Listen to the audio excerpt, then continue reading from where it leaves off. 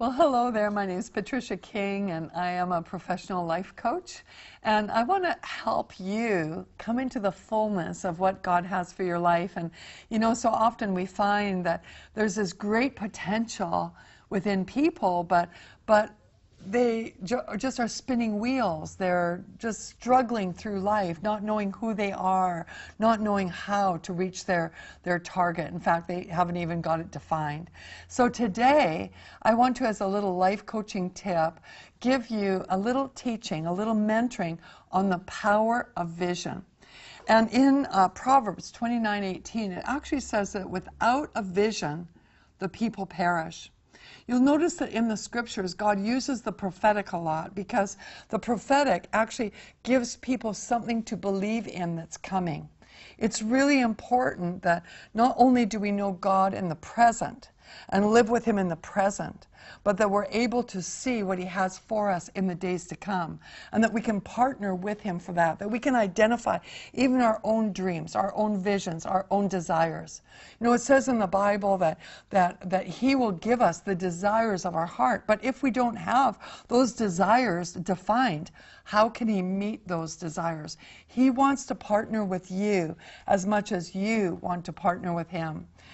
Sometimes Christians feel that it is even non-spiritual if you have your own dream or desire, but God wants, He gave you the ability to dream.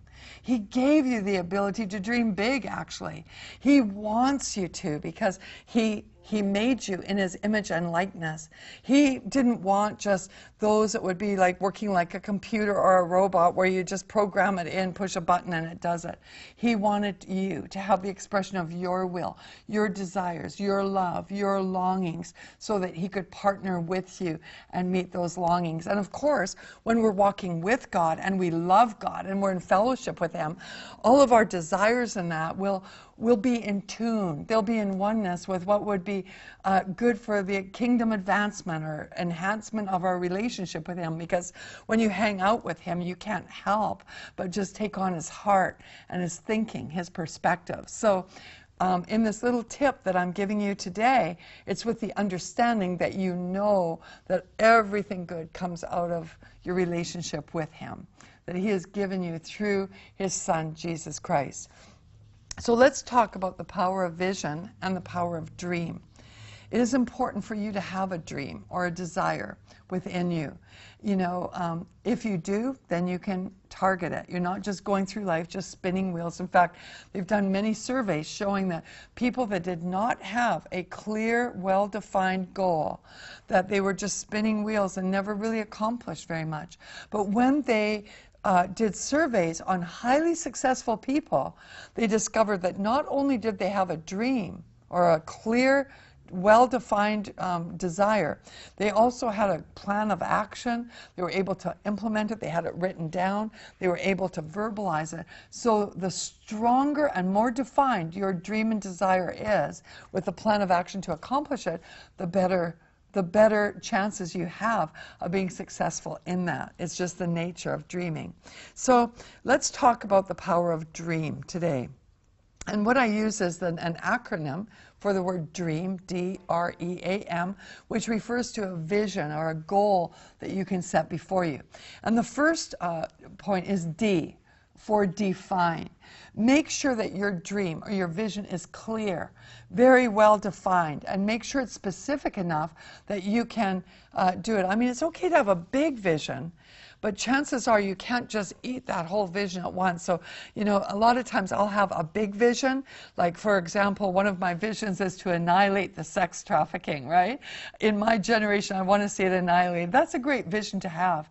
But I can't really activate that vision, the bigness of that vision. I have to have it smaller. So then I would make a smaller dream or a smaller vision of what we can do in a defined time and with the gifts that we have. So that's why we have a base in Thailand, a base in Cambodia. We've got certain plans there because we broke down the bigness of that dream into smaller bite-sized pieces. So I want to encourage you to use small bite-sized pieces, something that can be specific, something that is well-defined, and so that you can understand your dream or understand your desire clearly. An example would be like, I want to be a good teacher is a great desire, but it's not a clear, well-defined and specific dream. What kind of teacher? A grade school, Christian education, college professor, corporate trainer? Define what good is, so make it specific. Secondly, your dream or your desire, it needs to be relevant. Your dream needs to relate to you, to your life, your future, your values. It has to be about you. You can't dream for someone else. I mean, you might want to, and you can pray for God to intervene in their life, but the dream that you have or the vision you become a stewardship has to be something for you. So for example, I want my wayward son to get back on track in his life is not a relevant dream, even though your son is part of your life.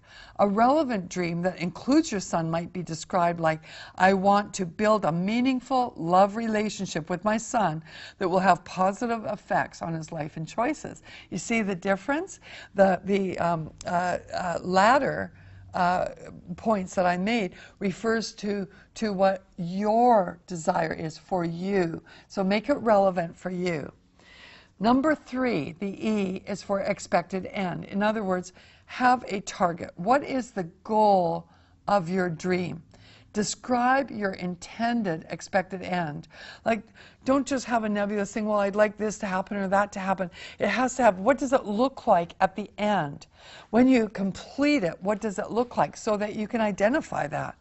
What does your dream look like fulfilled? An example will be, I will have all my credit cards paid off when my dream to be debt-free is fulfilled. You see, there's a specific goal for the end of that. Number 4 is the A, for attainable. Your dream must be one that can be realized. It can't be a pipe dream or something so way out there that, you know, it's all open-ended and it's not going to happen, or it's just for the wrong time in life. I remember Dr. Clarice Fluent. She had me in hysterical laughter one time when she was sharing this very point, because she's a woman in her 70s and really going for it in God. And she said, it's not an attainable goal for me to want to be a cheerleader for the Dallas Cowboys. You know, that time in my life is over. I just couldn't stop laughing. I mean, just the picture of it was funny. She said, I'm not going to waste my time on that kind of dream because it's not attainable, okay? Or here's another example. I want to buy a $5 million home on the lake this year. Is probably not attainable if you net $2,000 per month income and you have a low credit score and you filed bankruptcy in the last 2 years. That's probably not going to be an attainable goal for you. That's a bit of a pipe dream for you. It's not realistic. A better example would be, I want to increase my credit score in the next 2 years by 2 points and learn to live within my means, right? So it's a smaller goal, it's more realistic, but it can head towards the ultimate dream at the end. And then the 5th thing is the M, that your dream needs to be measurable. The fulfillment and the fruit, or the results of the dream, need to be recognized. You need to be able to recognize if you achieve that goal or not. An example of, like, I want to be wealthy is not a measurable goal. At what point are you wealthy? You know, when is that? What does that mean to you? I want to increase my cash flow by 20% in the next 12 months is a measurable goal. So make it measurable. You can recognize then when it is accomplished. And the beauty of that is that once one goal is accomplished, it makes way for the next and the next and the next to come into completion as well.